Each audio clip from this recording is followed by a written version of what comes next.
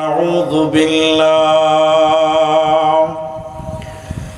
ونعوذ بالله من شرور أنفسنا ومن سيئات أعمالنا من يهده الله فلا مضل له ومن يضلل فلا هادي له وأشهد أن لا إله إلا الله وحده لا شريك له وأشهد أن محمدًا عبده ورسوله أما بعد فقد قال الله تبارك وتعالى بسم الله الرحمن الرحيم قل إن الموت الذي تفرون منه فإنه ملاقيكم ثم تردون إلى عالم الغيب والشهادة فينبئكم بما كنتم تعملون.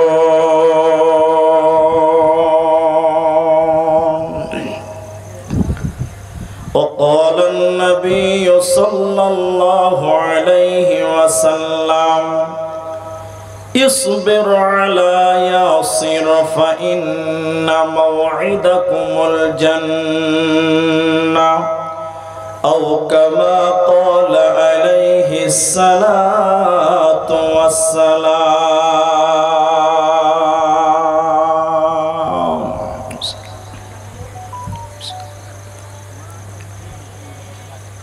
আকাশ গড়েছ দিয়ে বিশালতা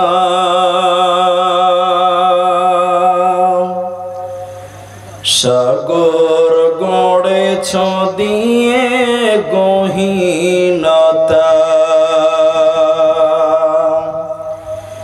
গড়েছ সৃজনে পৃথিবীটা সাজিয়েছ ফুলে ফুলে তরুলতা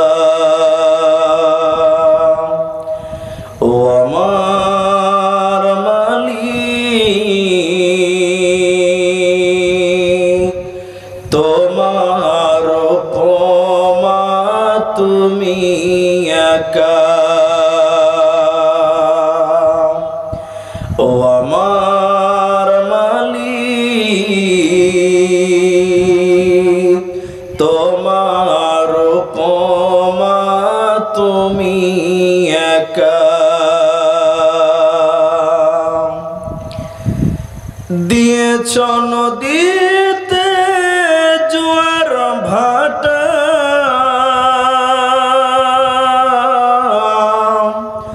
রাতের জোছনায় স্নিগ্ধতা জলে জোনাকি মিটি মিটি বলে আল্লাহু আল্লাহ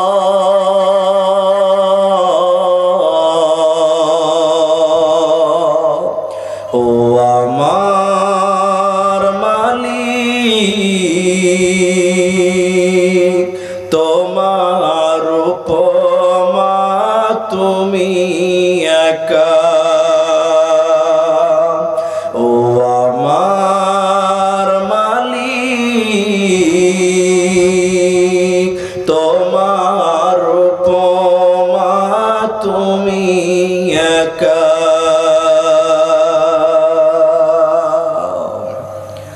উপস্থিত ওলামায়ে কেরাম,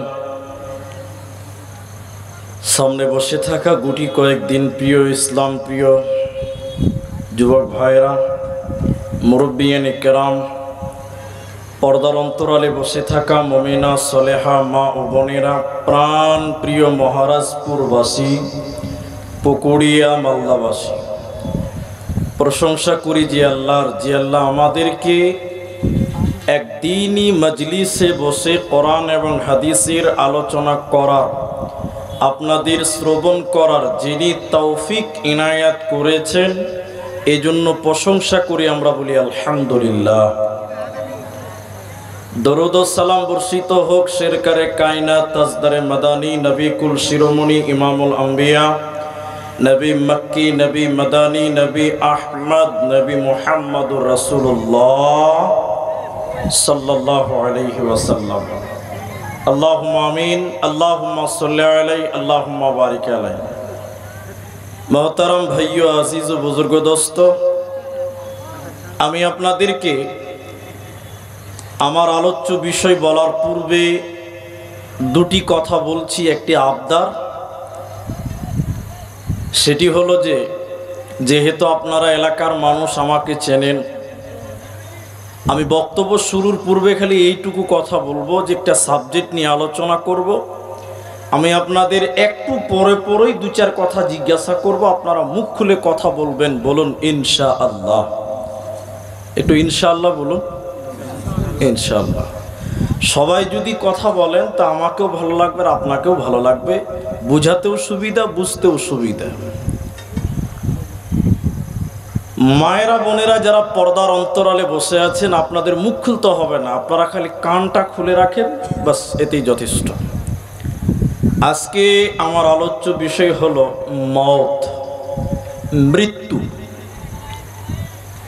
পৃথিবীতে বিভিন্ন বিষয়ে ইখতিলাফ আছে, মতবিরোধ আছে, মতনৈক্য আছে।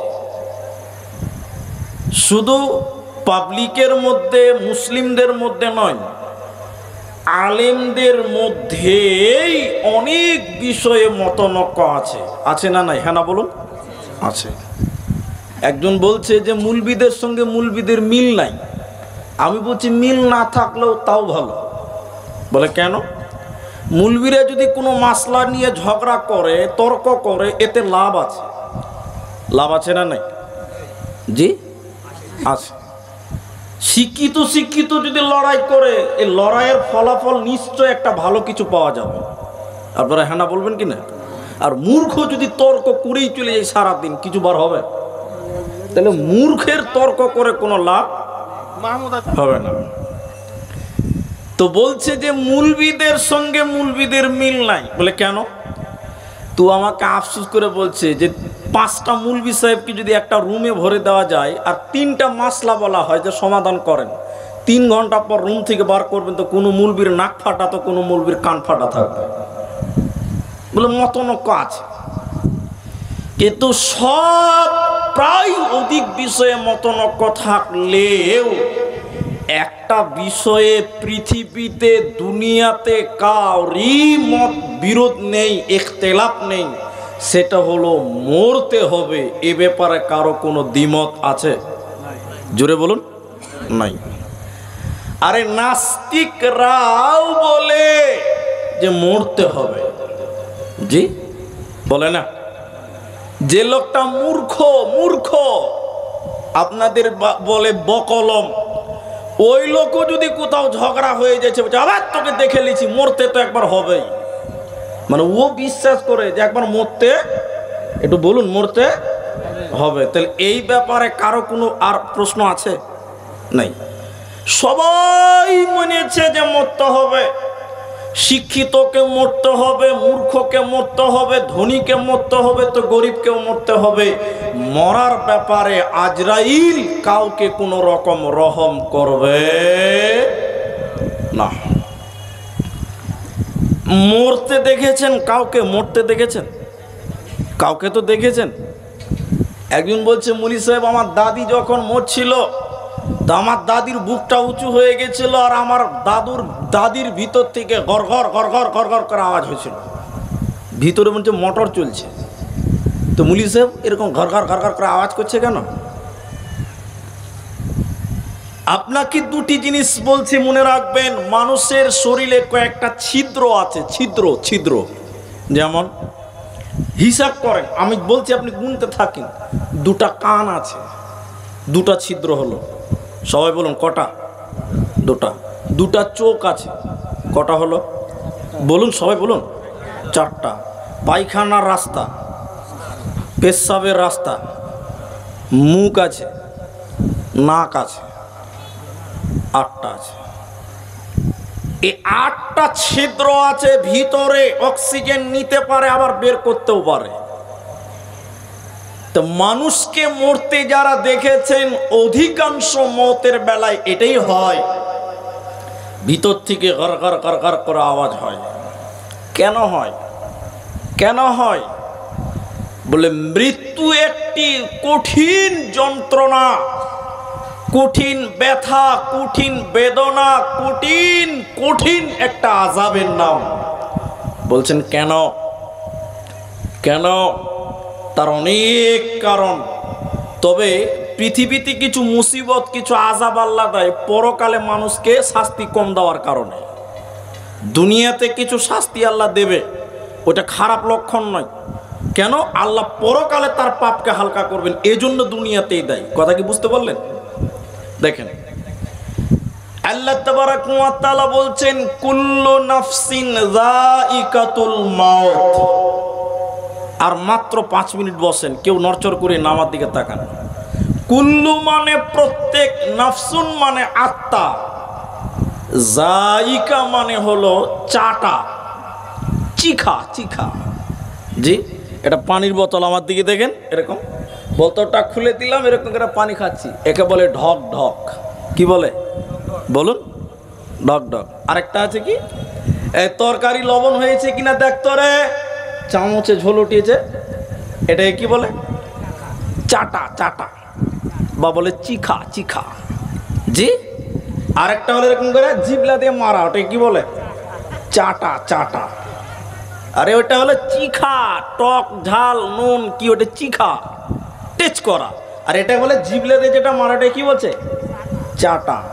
তো চিখা, যেটা চিখা, ঝাল নুন টক মিষ্টি, এই যে চাটা টেচ করা, একে বলে হয় যায়িকা। তা আল্লাহ বলছেন প্রতিটি নাফস মতকে চাটবে। মতকে কি করবে? চাটবে। ওই চাটার সময় কারো আযাব কঠিন হয়, মত কঠিন হয়, কারো হালকা হয়। আল্লাহ তাবারাক ওয়া তাআলা বলছেন, এ মর্মে বলছেন, আল্লাহ বলছেন শোনো, যারা অত্যাচারী পাপিষ্ট মানুষ, আল্লাহ মানেনি, রসুল মানেনি, দুনিয়াতে আল্লাহর ভয় রাখেনি, আল্লাহর বিধি বিধানগুলোকে মেনে চলেনি, এদের ব্যাপারে আল্লাহ বলছেন এক কথাই, যারা অত্যাচারী, এদের ব্যাপারে আল্লাহ বলছেন কি? অত্যাচারীরা যখন মৃত্যুর কাছাকাছি চলে যায়, মৃত্যু শয্যায় যখন শায়িত হন, আল্লাহ তাবারাক ওয়া তাআলা ফেরেশতা পাঠিয়ে দেন আজরাইলকে। আজরাইল এসে এই অত্যাচারী ব্যক্তিটার দিকে এইভাবে হাত বাড়িয়ে দেয়।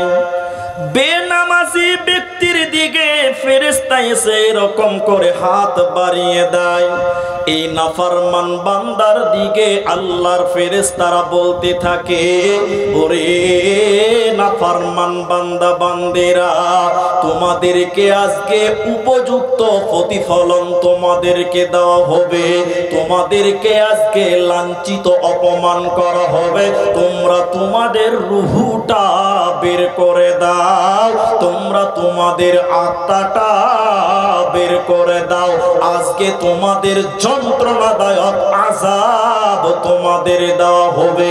অতএব অত্যাচারীরা, যারা দুনিয়াতে জালেম নাফরমান, আল্লাহর বিধি বিধানের অবমাননা করেছে, এদেরকে মরার সময় লাঞ্ছিত করা হবে, কঠিন শাস্তি দেওয়া হবে, এদের কোনো উপায় রবে না, রবে না।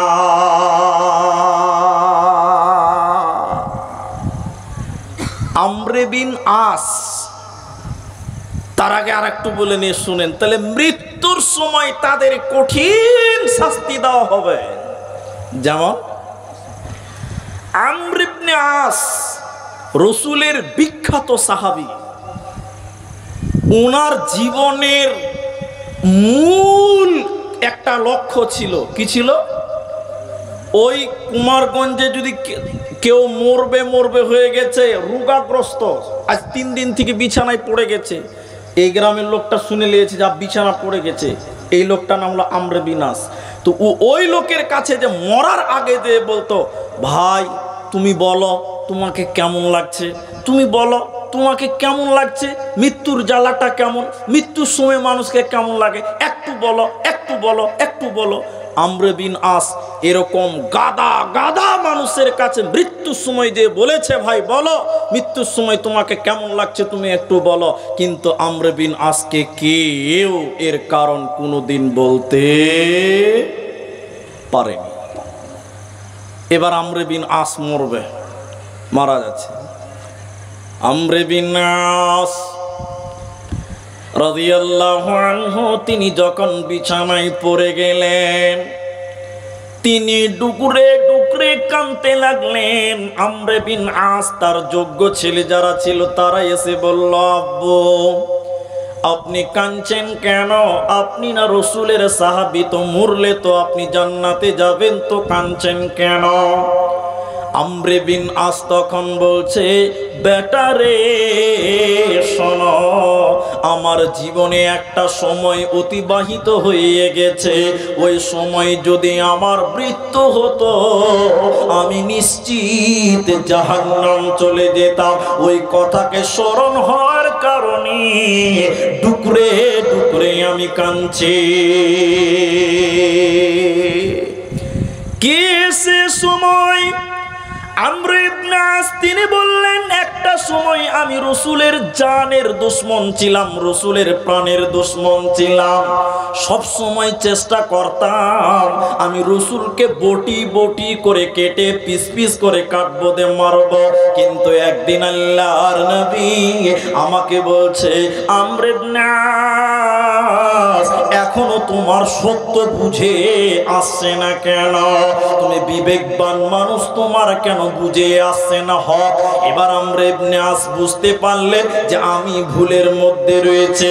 এরপরে আমি রসুলের কাছে কালেমা পড়েছিলাম বটে, কিন্তু আমি রসুলের মুখের দিকে তাকাতে পারতাম না, তাকালেই যেন আমাকে লজ্জা হতো, এর জন্য আমাকে বড্ড আফসোস হয়। এই আমর ইবনে আস যখন মৃত্যুর কাছাকাছি চলে গেছে, ইবনে আব্বাস এবং আবু বকর যে বললেন, আমর ইবনে আস তোমাকে কেমন লাগছে তুমি বলো, মৃত্যুর জ্বালা কেমন, মৃত্যুর ব্যথা কেমন, মৃত্যুর বেদনা কেমন তুমি বলো। আমর ইবনে আস বলছে ছেলেদেরকে এবং তিনাদেরকে বলছে, ওরে বেটারে শুনে নাও, আমার ভিতর থেকে গারগার আওয়াজ তোমরা শুনতে পাচ্ছ। আমর ইবনে আস ইশারায় বলছে, ভিতর থেকে গারগার আওয়াজ হচ্ছে কেন? বেটা শুনে নাও, আমার শরীরে 8খানা ছিদ্র আছে, সবচেয়ে বড় ছিদ্র যেটা শ্বাস নিচ্ছি এবং শ্বাস দিচ্ছিলাম, সেটা এত সংকীর্ণ হয়ে গেছে, এত ছোট হয়ে গেছে বেটা, সুই কাঁথা সেলাই করার সুইয়ের পেছনে যে ছিদ্র থাকে, ওই এতটুকু ছিদ্র যেন আমার মুখে নাই, আমার শ্বাসনালীতে যেন একটা সুই পর্যন্ত ভরা যাবে না। আজকে সমস্ত শ্বাস নেওয়ার রাস্তা বন্ধ হয়ে গেছে, আমি যেন কথা বলতে পারছি না, এরই জন্য ভিতর থেকে গার গার গার গার করে আওয়াজ হচ্ছে। আমর ইবনে আস বলছে, বেটারে একটা সুতির কাপড়, একটা সুতির কাপড় একটা বড়র গাছের কাটার উপরে যদি বেরিয়ে দেওয়া হয়, এরপরে যদি কাপড়টা টানতে হয় তাহলে কাপড়টা কেমন করে আসবে? তখন সবাই বলতে লাগলো, কাপড়টা কাটাতে লেগে থাকার কারণে চিরে চিরে চিরে চিরে আসবে। আমর ইবনে আস বলছে, বেটারে আমার আত্মাটা মনে হচ্ছে ওই রকম টেনে টেনে টেনে টেনে বের করা হচ্ছে। এজন্য বিশ্বনবী বলছেন, ইন্নালিল মাউতি লাসাকারাতুন, নিশ্চয়ই মৃত্যু বড় কঠিন যন্ত্রণা। সত্যি মৃত্যু বড় কঠিন কষ্ট, নিশ্চয়ই মৃত্যু অনেক কঠিন যন্ত্রণা। অতএব যারা অত্যাচারী ওদেরকে স্থায়ীভাবে তাদের আযাব দেওয়া হবে, আর যারা ভালো মানুষ পরকালে জান্নাত দেওয়ার কারণে মৃত্যুর সময় তাদেরও কষ্ট হয়। মৃত্যু কেমন জিনিস একটু দেখে নেবার। ইহুদিরা কি বলছে জানেন? এদিকে দেখেন, ইহুদিরা মুসলমানদের জাতীয় শত্রু। আল্লাহ কোরআনে বলেছেন মুসলমানদের সবচেয়ে বড় শত্রু কারা? সবাই বলুন, ইহুদিরা। তো সেই ইহুদি রসুলের কাছে যে বলছেন, এদিকে দেখেন, ও মুহাম্মদ, আমরা আল্লাহর বন্ধু আর তুমি হলে আল্লাহর শত্রু। কথাটা কেমন লাগলো? কি বলছে? ও নবী মুহাম্মদ, আমরা হলাম আল্লাহর বন্ধু আর তুমি কি আল্লাহ, বলুন মুখ খুলে বলুন, শত্রু। তো আল্লাহ নবী বলছেন তাই? বলে হ্যাঁ। তাহলে আল্লাহকে ডেকে দিব? আল্লাহ রসুল বলছে আল্লাহকে ডেকে দিব? ঘটনাটা বুঝতে পারেন। মনে করেন আমি আব্দুর রহমানের নামে থানাতে 32টা কেস হয়েছে। কটা কেস হয়েছে বলুন? বলুন। কেস আবার কি? মার্ডার, জঘন্য অপরাধ, রেপ, মার্ডার, ছিনতাই, ডাকাত, এসব মামলা দায়ের করা হয়েছে। গোটা ভারতের পুলিশ আমাকে হন্য হয়ে ঘুরে বেড়াচ্ছে যে ওকে জেঠে পাবি সেটা ওর পায়ে গুলি কর। এবার আমি জালসাতে এসে বলছি জানেন আপনাদের এই পুকুরিয়া থানার বড় বাবা আমার বন্ধু হয়, আর ও আমাকে খুঁজে বেড়াচ্ছে। কি বলছি? আপনাদের থানার বড় বাবা আমার খুব দোস্ত, এখন যদি খালি ফোন করে দিই এক্ষুনি আমাকে নিয়ে চলে যাবে, ওর বাড়িতে আদর আপ্যায়ন করবে। কিন্তু আমার নামে যে এতটি কেস আছে, আমি সবাইকে টুপি পরে খাচ্ছি, কেউ জানে না। একটা লোক জানে, ও তখন আমার কানে কানে এসে বলছে বড়বাবুকে ডেকে দিব। তখন মনটা কি করে, তুই আবার কে রে ভাই? আমি তো বেশ লোককে টুপি পড়াচ্ছিলাম, তুই আবার কে রে বাবা? তুই সব জানিস। কিচ্ছু লয়, ও খালি কানে কানে এসে বলছে ডেকে দিব। বাস ভূমিকম্প শুরু হবে। হবে কি হবে না? এটা বলুন, হবে কি হবে না?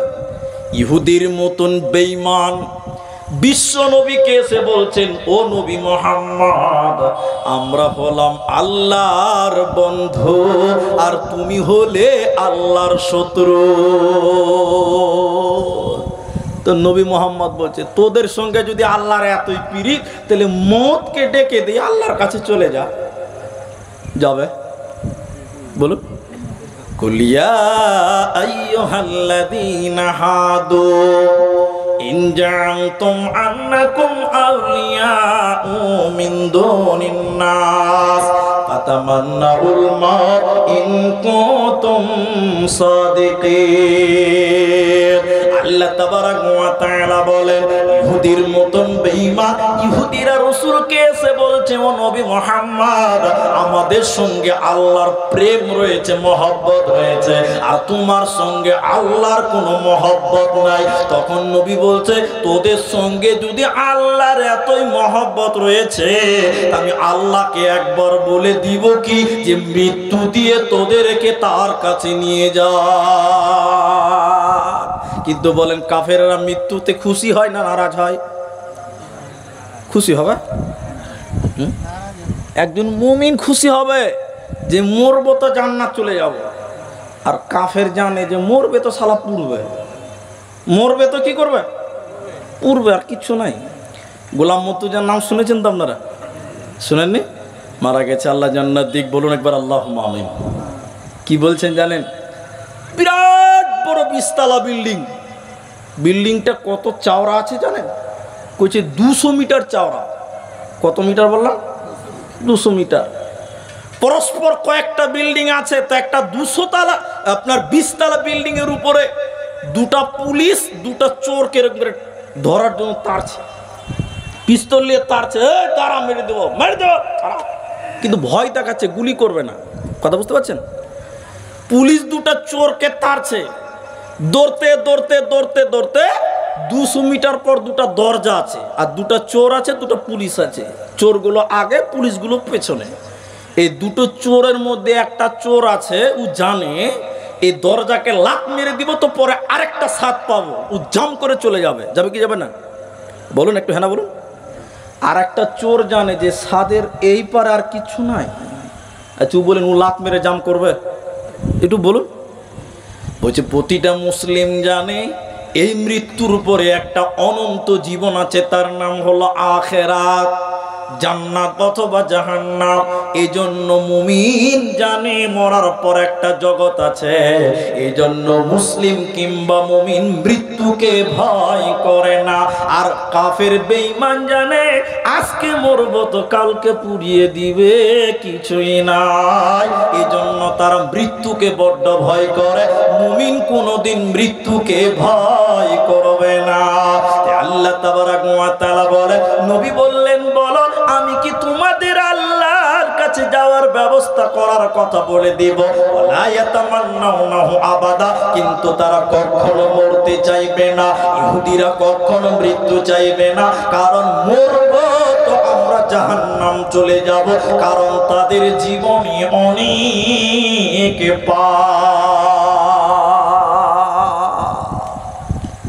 এখন 3টা প্রশ্ন করব, উত্তর দেন। আগে রাত না আগে দিন? বলুন, হ্যাঁ বলুন, আগে রাত না আগে দিন? আগে রাত। কে বলছে আগে রাত? দেখি দিন। আগে দিন তারপর রাত। আচ্ছা, একটা হলো। আগে ডিম না আগে মুরগি? আগে মুরগি পরে ডিম। আগে আলো না আগে জোনাক? বলুন, আগে আগুন না আগে জোনাক? অন্ধকার? আগে আলো। আগে হায়াত না আগে মত? এবার বলেন, তাহলে বুঝবে পারবেন। আগে মত। প্রতিটি কথাতে বেড় লাগা আছে। জি, 100% হওয়া যাচ্ছে না। আর কিছু কিছু চালাক লোক আছে, বলছে চুপচাপ বসে থাক, বলবি না, বললে ফেসে যাবে। জি, এরা খুব চালু, এরা বলবে না। শোনেন, প্রত্যেকটা কথার উত্তর কোরআন হাদিসে আছে। আগে ডিম না আগে মুরগি? সব আছে। তুখরিজুল হাইয়া মিনাল মাইয়িত, মাইয়িত মিনাল হাইয়্যি, সব আছে। আগে মৃত্যু না আগে জীবিত? আগে দিন না আগে রাত? সব আছে। বলে আগে ডিম না আগে মুরগি? আল্লাহ বলছেন, মৃত্যুর ভিতর থেকে আমি জীবিতকে বের করেছি। মৃত্যুর ভিতর থেকে আমি কি করেছি? জীবিতকে বের করেছি। আমি দুনিয়াটা কালো আচ্ছন্ন হয়েছিল, এই অন্ধকারের ভিতর থেকে আমি আলোকে প্রদীপ জ্বালিয়েছি। সুবহানাল্লাহ বলুন। তাহলে আগে দিন না আগে রাত? আগে রাত। আগে কি? আগে রাত। এই রাতের ভিতর থেকে আল্লাহ আলো বের করেছেন। তো আগে হায়াত না আগে মত? কোনটা বলবেন এবার বলেন? আবার বলছে হায়াত আর মত। আল্লাহ তাবারাক ওয়া তাআলা বলেন কোরআনের ভিতরে, বলছেন আল্লাযী খালাকাল মাউতা, আল্লাযী খালাকাল মাউতা। আয়াতটা আপনাকে আধা ঘন্টা টাইম লাগবে বুঝতে গেলে, একটু শোনেন। আল্লাযী খালাকাল মাউতা, আমি সৃষ্টি করেছি মওতকে। তাহলে মৃত্যুটা একটা সৃষ্টির নাম। মানুষ একটা সৃষ্টি, গরু একটা সৃষ্টি, আপনার কিনা গাছ একটা সৃষ্টি। এরকম যত সৃষ্টি আছে, এইরকম মওত হলো একটা সৃষ্টি। তাহলে মওতকে আল্লাহ সৃষ্টি করেছে, এ মওতের মৃত্যু হবে। মত একটা সৃষ্টি, ওরও মরণ হবে। আপনি বলবেন সে আবার কে মারবে? বলে মারবে। তা আল্লাহ বলছেন আল্লাযী খালাকাল মাউতা, আমি আল্লাহ মৃত্যুকে সৃষ্টি করেছি, ওর ভিতর থেকে আমি হায়াতকে সৃষ্টি করেছি। সবাই একবার বলুন সুবহানাল্লাহ। কেন? এবার বুঝার চেষ্টা করেন। আল্লাহ যখন লিখেছিল, সর্বপ্রথম লিখেছিল মৃত্যু, মৃত্যু, মৃত্যু, মৃত্যু, মৃত্যু, মৃত্যু। এদিকে দেখেন, এদিকে। প্লেনে চড়েছেন, প্লেনে যারা চড়েছেন তারা শুনেন, আর যারা চড়েনি তারাও শুনেন, জ্ঞান পাবেন। কি আছে? ট্রেন আপনার কলকাতা থেকে যাবে আপনার কিনা মুম্বাই যাবে প্লেনটা, তো যে রানওয়েতে উড়ছে আর যে চালাচ্ছে পাইলট, ওর কম্পিউটারে টোটাল ম্যাপ দেওয়া আছে, total map map map map. ওখানে কত দেওয়া আছে? প্রথমে লেখা হয়েছে 200 কিলোমিটার। প্রথমে কি লেখা হয়েছে? 200 কিলোমিটার, 200। এবার 200 থেকে মাইনাস হবে, 200 থেকে মাইনাস হবে, 200 থেকে মাইনাস হতে হতে হতে হতে হতে হতে 0। আর গাড়িতে যেটা আপনার কম্পিউটার আছে, মিটার আছে, ওতে এইভাবে হয় না, 1 থেকে শুরু হবে, 1 থেকে। আর প্লেন যে চালাচ্ছে ওরটা হবে কত থেকে? 2000 থেকে কমতে কমতে কমতে কমতে কমতে কমতে 0। তার মানে শেষ। আল্লাহ শুরু করেছেন মত লিখে, প্রথমে সৃষ্টি করেছেন কি? মত। মতের পরে এবার শুরু হলো তোর হায়াত, 50 বছর, 80 বছর, 70 বছর। এবার 70 বছর টোটাল আপনার জীবন। এবার আপনার 70 থেকে কমছে, কমতে কমতে কমতে কমতে কমতে কমতে যখন শেষ সময় চলে আসবে, সেটা হলো মত। মতকে আল্লাহ আগে সৃষ্টি করলেন কেন? এর আর একটা ছোট্ট উদাহরণ দিলে বুঝতে পারবেন। আচ্ছা, বিয়েতে আপনাদের দিকে প্যান্ডেল করে তো? বিয়েতে প্যান্ডেল করে। আচ্ছা, বিয়ের দিন না হলে কাজ শুরু হয়? কথা বলুন। কাজ শুরু হবে না, আগে বিয়ের দিন ধার্য হবে, এরপরে দুপক্ষ প্যান্ডেল করো, ভোজের জন্য লোক পাইজন করো, বাজার করো, বরযাত্রী বরের জামা কাপড় কিনো, কন্যার করো। আবার আগে যেটা হবে সেটা হলো দিন তৈরি হবে। দিন কোন দিন বিয়েটা হবে? আল্লাহ যখন মানুষের হায়াত লিখেছেন, সর্বপ্রথম লিখেছেন আল্লাহ মত। মানে আপনার মত হলো আপনার শেষ অঙ্ক। পৃথিবীর শেষ অঙ্কটার নাম হলো মত। যেমন মনে রাখেন, আপনাকে আমি দিয়েছি 500 টাকা, আপনি চলে যান মহারাজনগর বাজারে, আপনি 200 টাকার ফল কিনবেন, 100 টাকার আপনি কিনা লবণাক্ত ঝাল কিছু কিনবেন, আর 100 টাকার আপনি কিনা দই নিবেন, আপনার কিনা এই বাজারগুলো করবেন। এবার আপনাকে দিলাম 500 টাকা, এবার আপনি করছেন আমার ক্ষমতা হলো 500, আমার ক্ষমতা হলো 500। তাহলে 500-র ভিতরে কি আছে? 500-র ভিতরে আছে কি? তো 5টা 100 টাকার নোট আছে, আর তার ভিতরে কি আছে? 500টা 1 টাকা আছে। এই করতে করতে করতে করতে আপনি বাজার করতে করতে যখন দেখবেন শেষ অঙ্কটার নাম হলো 500। 500 মানে হলো মত। আল্লাহ যখন হায়াত লিখলেন, সর্বপ্রথম মতকে লিখলেন। মত কেন লিখবে? কারণ হায়াত শেষ করতে করতে করতে করতে তোমার শেষ ঠিকানাটার নাম হলো মত। কেন আল্লাহ এক কথাই এবার বলছে, দেখেন, আল্লাযী খালাকাল মাউতা ওয়াল হায়াতা, আমি আল্লাহ মতকে সৃষ্টি করেছি, ওর ভিতর থেকে আমি টেনে হায়াতকে বার করেছি।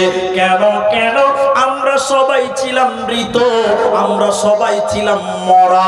আল্লাহ আমরা সবাই মরা ছিলাম, আল্লাহ আমাদের ভিতরে রূহ দিয়েছেন, আবার আমাদের মৃত্যু হবে, আবার আমরা জীবিত হব। এজন্য মুমিন রে, তোমাদের মৃত্যু 2 বার, জীবিত 2 বার। আল্লাহ বলছে কেন? আল্লাযী খালাকাল মাউতা ওয়াল হায়াতা, আমি মৃত্যু থেকে হায়াতকে বানালাম কেন? লিয়াবলুয়াকুম আইয়ুকুম আহসানু আমালা, দুনিয়াতে কে কতটা আমল করে, এই আমলটা পরীক্ষা করার জন্য আমি মৃত্যু থেকে তোদের জীবিত করলাম। বুঝতে পারেননি? এবার বুঝতে পারবেন। এই যে কথাটা এখন আপনাকে বলছি, এটা বুঝতে পারবেন এবার দেখেন, অ্যাম্বুলেন্স সামনে লেখা আছে, আপনি গাড়ির সামনে দেখেন অ্যাম্বুলেন্স লেখা আছে, তো উল্টো করে লেখা আছে। উল্টো করে লেখা আছে না সোজা করে লেখা আছে? উল্টো করে লেখা আছে। কেন বলুন তো? জানেন না? আপনি উল্টো দেখছেন, সামনে যে গাড়িওয়ালা ওর স্ক্রিন ওটা সোজা দেখতে পাবে। সামনের গাড়ি কি দেখবে? ওর কাজে দেখতে পাবে, ওটা সোজা হয়ে দেখা আছে। আর ওর সামনে আপনি দেখবেন তো দেখবেন বাঁকা করে লাগাতে, উল্টা করে। কেন? এর অনেক কারণ আছে। তার একটা কথা আপনাকে বলে দিচ্ছি, মানুষের শুরু হয়েছে মৃত্যু থেকে। মৃত্যু মৃত্যু মৃত্যু। কারণ পৃথিবীতে যা কিছু করেছেন প্রথম মনে করতে হবে যে আমার শুরুটা হলো মৃত্যু দিয়ে, একদিন আমাকে মরতে হবে। শুরু মৃত্যু দিয়েই হয়েছে। কেন? বিয়ে বাড়িতে খেতে গেছেন, দেখেন ভাত দিয়েছে, ডাল দিয়েছে, আলু দিয়েছে, আপনার কি বলছে আপনার বিভিন্ন রকম সবজি দিয়েছে, মাংস দিয়েছে, সব পেট ভরে খেতে লাগলেন। যখন দই দিয়ে দিবে বা টক দিয়ে দিবে তাহলে বুঝে নিতে হবে আর কোনো খাবার দেবে। টকটা হলো শেষ খাবার। পৃথিবীতে মৃত্যু এসেছে শেষ খাবার হিসেবে, খাবার জিনিস। কেন? জাইকা মানে চাখা, খাওয়া। কথা বুঝতে পারছেন?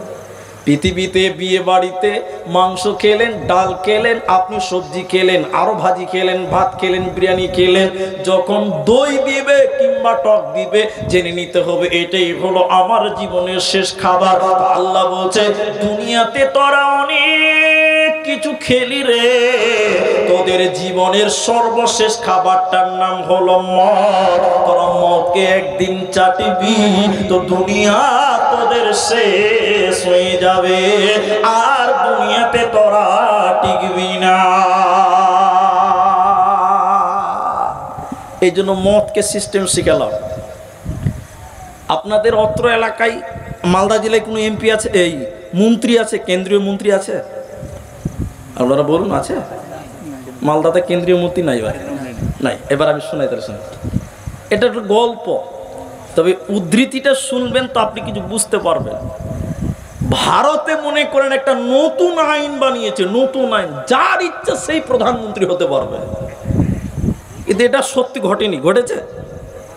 এখন যেমন চাওয়ালা প্রধানমন্ত্রী হয়েছে কি হয়নি? এরা কথা বলে না, হয়েছে। তো একটা নতুন আইন পাস করেছে, যার ইচ্ছা প্রধানমন্ত্রী হবে 5 বছর। ক বছর? এক মালিকের সঙ্গে কর্মচারী গোলাম গেছে কলকাতাতে। কলকাতাতে গেছে, দেখছে কর্মচারীটা দেখছে যে একটা লোককে একদম ফুলের মালা টালা পরিয়ে হাতির উপরে চাপিয়ে নিয়ে গেছে, সবাই ঢোল পিটছে, হাসছে।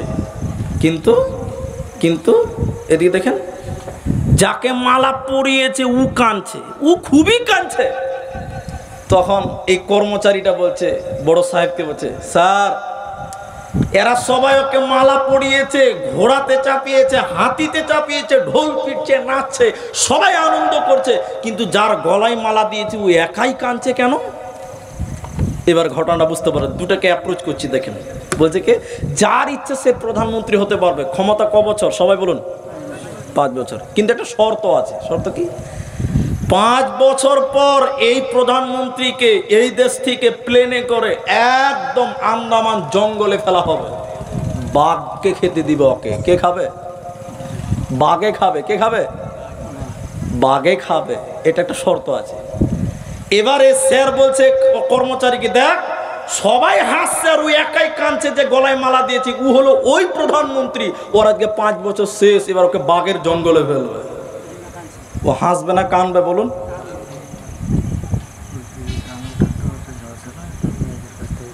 আচ্ছা বলছি তো। এবার 5 বছরের মন্ত্রীর অবস্থা এরকম হয়ে গেছে।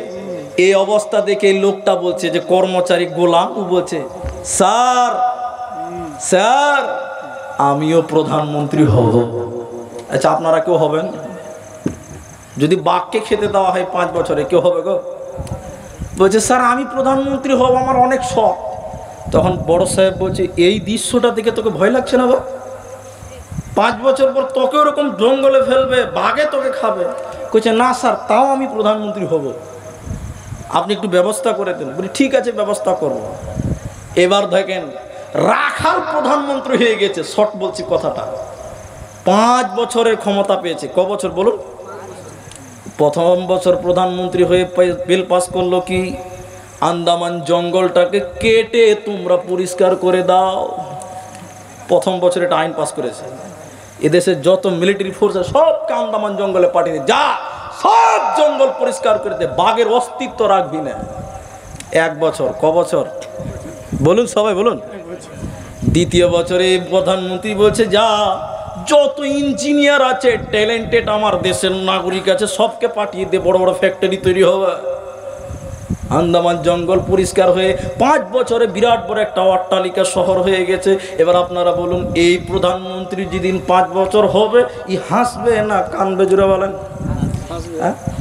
সেদিন সবাই কানবে, ও কিন্তু কানবে না, কারণ ওই জায়গায় যাওয়ার পূর্বে মালটা পরিষ্কার পরিচ্ছন্ন করে তৈরি করে নিয়েছে।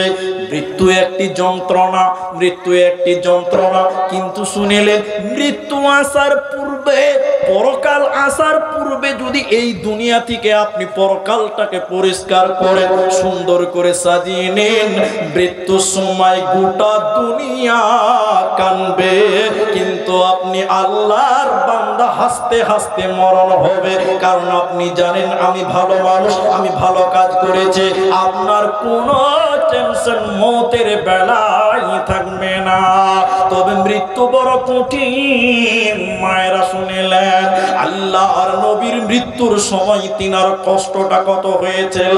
ওরে আমার মায়েরা, বোনেরা, বেটিরা কান করে শুনিলেন আল্লাহর নবীর শরীরে বৃহস্পতিবারের দিন নবীর শরীরে জ্বর আরম্ভ হলো, নবীজির শরীরে জ্বর আরম্ভ হলো। বুধবার বৃহস্পতিবার গেল, শুক্রবার চলে গেল, বিশ্ব নবীর শরীরে কিন্তু জ্বর কমে না, নবীজির শরীরের জ্বরের পরিমাণ কমে না।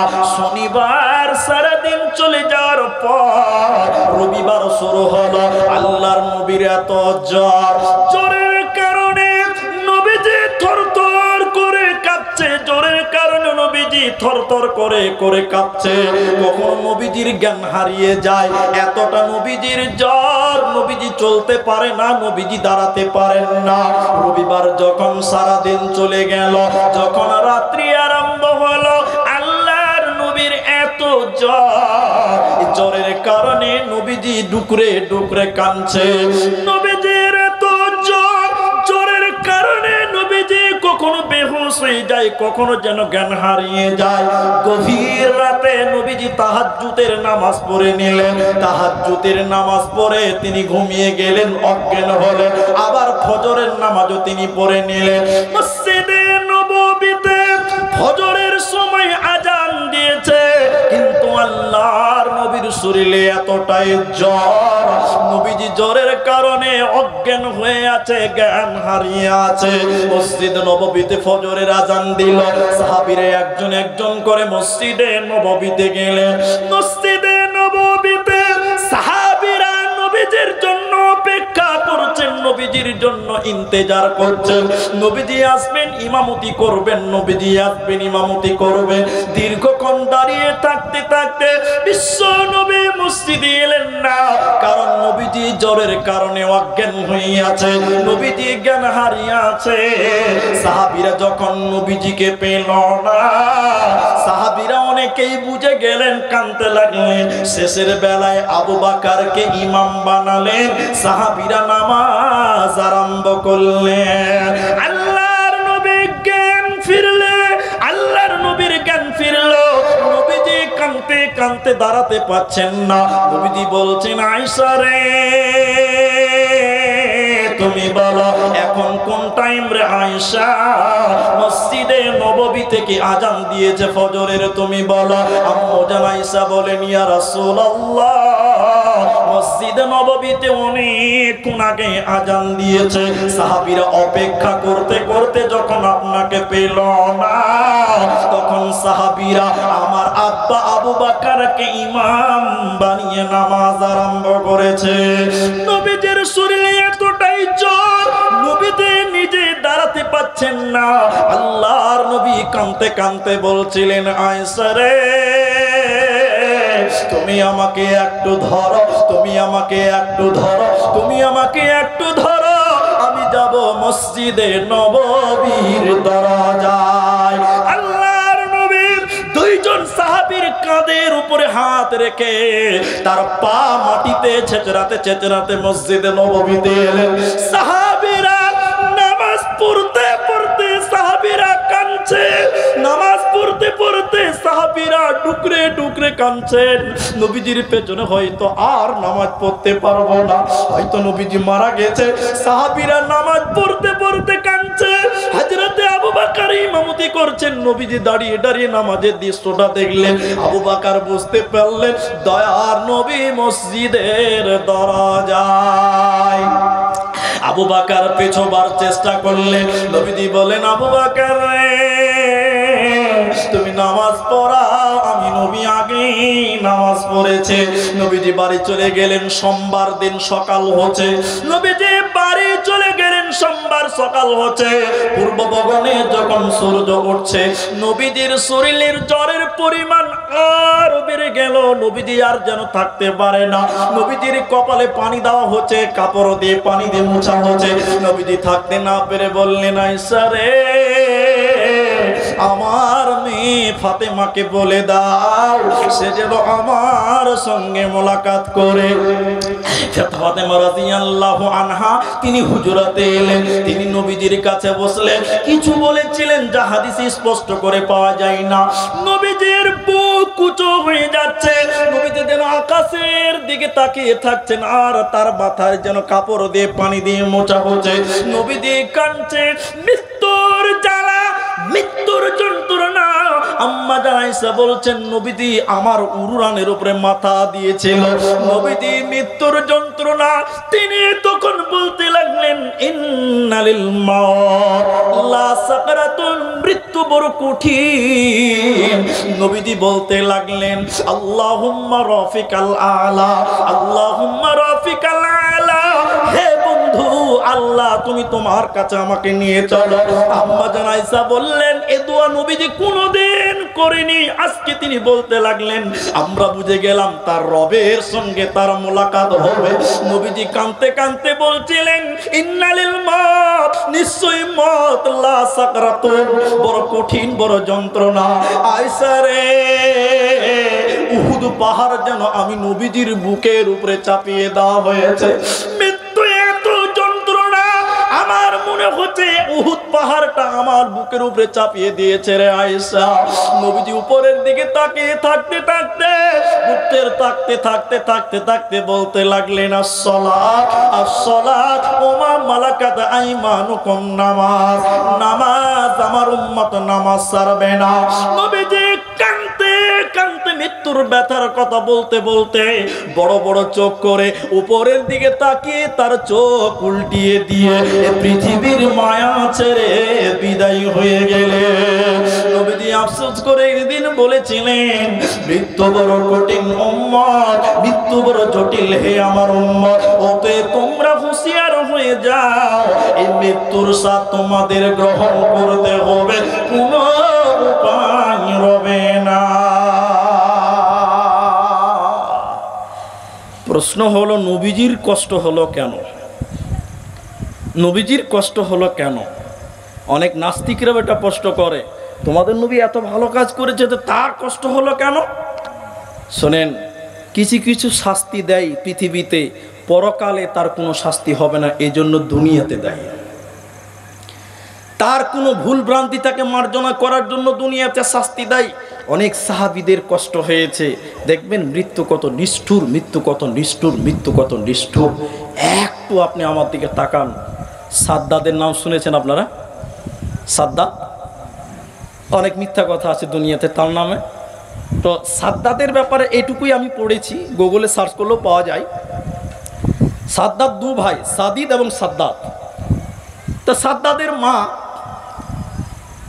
তার পেটে যখন বাচ্চা ছিল সাদিদ, তখন সমুদ্র পার হচ্ছিল নৌকাতে।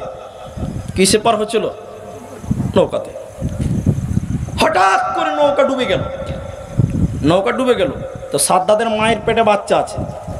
সাদ্দাদের মা একটা তক্তাতে ভেসে বেড়াচ্ছে, আর ভেসে বেড়াতে বেড়াতে ওই তক্তার উপরে তার বাচ্চা প্রসব হয়ে গেল, বাচ্চা ডেলিভারি হয়ে গেল। সাদ্দাদের মায়ের জ্ঞান আছে, একটু একটু করে জ্ঞান তখনও আছে। তো বাচ্চা প্রসব হওয়ার পর কেউ নাই, পানিতে ভাসছে। ওই বাচ্চাকে ডান হাত দিয়ে ধরে নিয়ে এরকম দুধ খিলাতে যাবে, এরকম দুধ খিলাতে যাবে, মায়ের দুধ খিলাবে। আল্লাহ তখন বলছে, যাও আজরাইল, সাদ্দাদের মায়ের হায়াত শেষ, এক্ষুনি যাও। আজরাইল বলছিল, মামার বোন আমার, আল্লাহ তুমি একটু 2 মিনিট টাইম দাও, 1 মিনিট টাইম দাও, এই বাচ্চাটাকে একটু শাল দুধ তার মায়ের খেতে দাও। আল্লাহ বলছেন ইদা জাআ আজালুহুম লা ইস্তাখিরুনা সাআতাও ওয়া লা ইস্তাকদিমুন। আজরাইল মালাকুল মউত তুমি যাও যাও যাও, মৃত্যুর সময় আমি আল্লাহ যার যেইভাবে নির্বাচন করেছি, যে টাইমে ফেস করেছে, তার কিঞ্চিত পরিমাণ এদিক সেদিক হবে না। সমুদ্রে থাকুক চাই যেখানে থাকুক, মৃত্যু একদিন তাকে ছাপ্পা মেরে ধরবে। ফর এক্সাম্পল দিচ্ছি আপনাকে, একটু ধৈর্য ধরেন তাহলে বুঝতে পারবেন। আমার কানে কানে বলেছে, আমি তাও মুখ দিয়ে বলিনি, যে জালসা খুব মানে ওয়েদার খুব ভালো একটা সিচুয়েশনে নাই, এই জন্য বলিনি, আর আমি এখনও বলছি না। তবে আমি একটা কথাই খালি বলছি, আপনাদের এই পাশের স্টেশন নাম মহানন্দা, রেল স্টেশনের নাম মহানন্দা। এই গ্রামে 3টা ছেলে বলছে চ মালদা যাব। কখন যাবি? সকাল 5টার লোকাল ট্রেনটা ধর। সকাল 5টার লোকাল ট্রেন ধরে কোথায় যাব? মালদা যাব। ঠিক আছে, লোকাল ট্রেনটাই ধরবো, চ। তো 3 বন্ধুর মধ্যে এক বন্ধু ঢিলা, ঢিলা বুঝেন তো আপনারা, অলস ভারী। এবার 2 বন্ধু টাইমের আগে স্টেশনে চলে গেছে, আর যে ঢিলা ও আসতে পারেনি। এরা খালি ঘন ঘন টাইম দিচ্ছে, যে ট্রেন ঢোকার টাইম হয়ে গেলে এখনো এলো না, ও হুঁশ হলো না, ও গাধা নির্বোধ থেকেই গেল, ও টাইমের কোনো জ্ঞান নাই। এই করতে করতে লোকাল ট্রেন চলে এসছে, এই 2 বন্ধু চেপে গেছে, এরা মালদা চললো। ট্রেন চলে যাওয়ার পর এই 3 নম্বর ভারী মালটা স্টেশনে ঢুকছে, আর ট্রেন পাবে? একটু বলুন, পাবে? পাবে না। তখন যে প্ল্যাটফর্মে চা দোকানকে বলছে, ওরা সব পরিচিত, দোকানও পরিচিত, ভাই ওরা 2জন এসছিল। বলে এসছিল মানে তোর ব্যাপারে অনেক কথা বললো, তোর কোনোদিন বুদ্ধি জ্ঞান হলো না, ওই বলতে বলতে গেল। ও তখন বলছে তাহলে কী করে চলে যায়। এমন সময় দেখছে পাচ্ছে যে স্টেশনের সামনে রেড সিগন্যাল আছে, অথচ একটা ট্রেন ঢুকছে। ট্রেনটার নাম কি? বন্দে ভারত। কোন ট্রেন ঢুকছে? সিগন্যাল পায়নি বলে মহানন্দাতে দাঁড়িয়ে গেছে। ও তখন বলছে মালদাতে দাঁড়াবে, বা শতাব্দী চলে এসছে, বা আপনার ব্রহ্মপুত্র মেল চলে এসছে, এক্সপ্রেস ট্রেন যাকে বলে। ও তখন বলছে চান্স বড় পেয়ে গেছি। ই তখন মনের আনন্দ একদম এক্সপ্রেস ট্রেনে চেপে গেছে, আর ওরা চেপেছে কোটা লোকালে। ই কোথায় চেপেছে? এক্সপ্রেস সুপারফাস্ট ট্রেনে। এরা 2জন তো খালি মনে মনে তুসবি করছে ওর নামে। সালার হুঁশ হলো না ভাই, ওর বুদ্ধি নেই, টাইমের কোনো জ্ঞান হলো না রে। ই আপনার বড় বাবু একদম এক্সপ্রেস ট্রেনে চেপে গেছে, লোকাল ট্রেন 1 লাখিতে দাঁড় করে রেখে দিয়েছে। বাবু আগেই যে মালদাতে হাজির। ও মালদাতে যে খবর শুনছে যে লোকাল ট্রেনটা 2 নম্বর আসবে, ও লোকাল ট্রেনে যে একদম চেয়ারে বসে আছে, 2 নম্বর প্ল্যাটফর্মে যে বসে আছে। এরা 2জন যখন লোকাল ট্রেনটা মালদাতে ঢুকছে, তখন নেমে করে ওই তুফসিরি করতে লাগছে যে ও শালার হুঁশ হলো না ভাই, বন্ধু তো নেমে তাকিয়ে দেখছে শালা টিকিট কাউন্টার আগেই বসে আছে। তুই কি কিনে নেবা বন্ধু? তো তুই কিনে নে। তখন বলছে হ্যাঁ, তো একে বলে নসিব সুপার ফাস্ট। তা আল্লাহ বলছে শোন, পৃথিবীতে পৃথিবীতে অনেক রকম যানবাহন আছে। ট্রেনে চাপেন, প্লেনে চাপেন, বাসে চাপেন, ট্রাকে চাপেন, আপনার কিনা টোটোতে চাপেন, বাইকে চাপেন, ইয়ামাহা আছে, সুজুকি আছে, রাজদীপ আছে, যত বুলেট আছে, যত গাড়ি আছে না কেন, এগুলো যানবাহন। এর চাইতে দামি যানবাহনের নাম হলো মত। মত হলো একটা যানবাহনের নাম। আপনি মোটর সাইকেলে শ্বশুর বাড়ি যেতে পারবেন, বাসে চেপে আপনি মালদা যেতে পারবেন, বাসে চেপে কলকাতা যাবেন, কলকাতা থেকে আপনি ট্রেনে ধরে আপনি মুম্বাই যেতে পারবেন। তাহলে এই যানবাহন গুলো এক জায়গা থেকে আরেক জায়গাতে যাওয়া যায়, কিন্তু মত হলো একটা স্পেশাল যানবাহনের নাম। এই যানবাহনে চাপলে কোথায় যাওয়া যাবে? মৃত্যু নামে গাড়িতে চাপবেন তো স্বয়ং আল্লাহর কাছে চলে যাবে। এই জন্য আল্লাহ বলছে তোরা যেখানে থাকিস না কেন, তোরা দুনিয়াতে যে গাড়িগুলোতে চেপে রয়েছিস, এই গাড়িগুলোর নাম হলো লোকাল। তোরা যে গাড়িগুলোতে দুনিয়াতে বাস করছিস, সেগুলোর নাম হলো লোকাল। আজ আজরাইল যে গাড়িতে চেপে রয়েছে রে, ওই গাড়িটার নাম হলো সুপারফাস্ট বন্দে ভারত। তোরা যেখানেই পালাবার চেষ্টা করিস না কেন, যে গাড়িতেই থাকার চেষ্টা করিস না কেন, এক্সপ্রেস ট্রেনে মত তোর আগে আগে তোর সামনে একদিন দাঁড়াবে, তোর পালাবার কোনো উপায় নাই।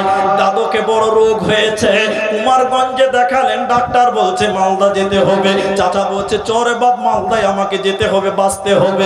মালদা চেক আপ করে ডাক্তার বলছে চাচা হবে না, তোমাকে বহরমপুর যেতে হবে। চাচা ছেলেদেরকে বলছে চরে বাবা বহরমপুর যেতে হবে, বাঁচতে হবে। বহরমপুর ডাক্তার বলছে হবে না, তোমাকে পিজি যেতে হবে। পিজির ডাক্তার চেক আপ করে বলছে বাবু তোমারও হবে না, তোমাকে ভেলোর যেতে হবে। চরে বাবা বাঁচতেই হবে, ভেলোরে যাব। যখন ভেলোর এয়ারপোর্টে নেমেছে, আজরাইল এসে ছাপ্পা মেরে নিয়ে চলে গেল। অতএব মৃত্যু থেকে পালাবার যতই চেষ্টা করো না কেন, মৃত্যু সুপারফাস্ট ট্রেনে বসে থাকে রে। একদিন তোমার সামনে তিনি দাঁড় হবে, তার কাছ থেকে পালাবার মতন ক্ষমতা পৃথিবীর কারো হবে না, হবে না, হবে না। তোমরা ভুলেই গেছো বীর শহীদের নাম। তারা জান্নাতের ফুল বাগেতে, তারা জান্নাতের খুশবাগেতে অতিথি ব্রাহ্মমান রাহেলিল্লাহ করছে তারা জীবন কোরবান, রাহেলিল্লাহ করছে তারা জীবন কোরবান। তোমরা ভুলে গেছো বীর শহীদের নাম।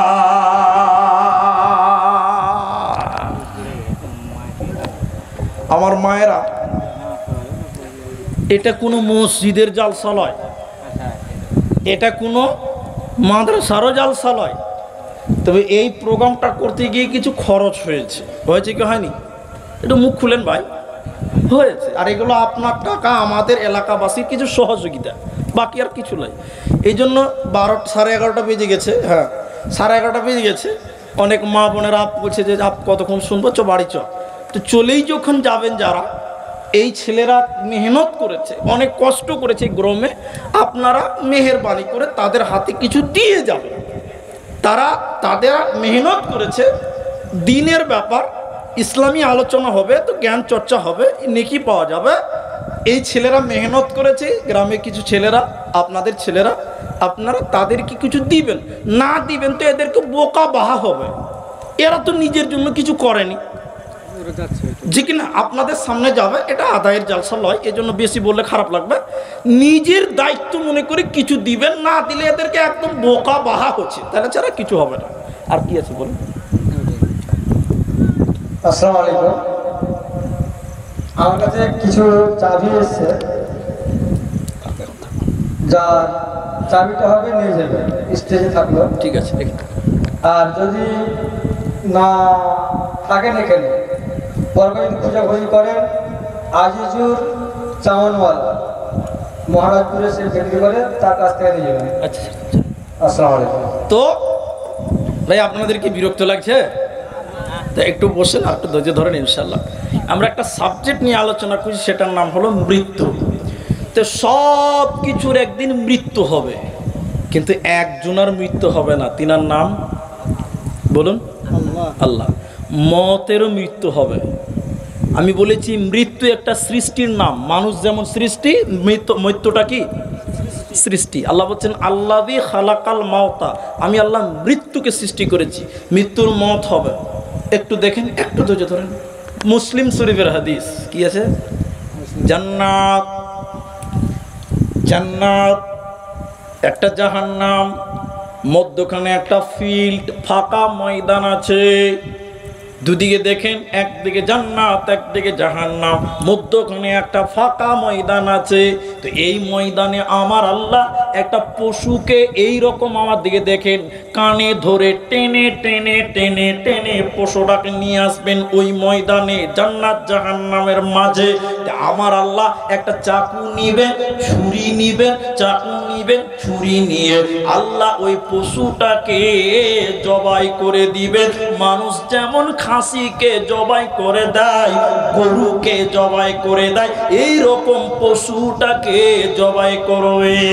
পশুটার নাম উট না দুম্বা না ভেড়া না গরু না ছাগল না মুরগি, আজীব রকমের একটা প্রাণী, তার গায়ে ছিটে ফোটা দাগ থাকবে। তো আল্লাহ পশুটা জবাই করে দেওয়ার পর জান্নাতীদের দিকে যে আল্লাহ বলবে, ও জান্নাতী রে, তোরা বল আমি আল্লাহ কি জবাই করলাম, এই পশুটার নাম কি তোরা বল। তোরা কি বলতে পারবি পশুটার নাম কি? জান্নাতীরা বলবেন, আল্লাহ আপনি ভালো জানেন, আমরা জানি না।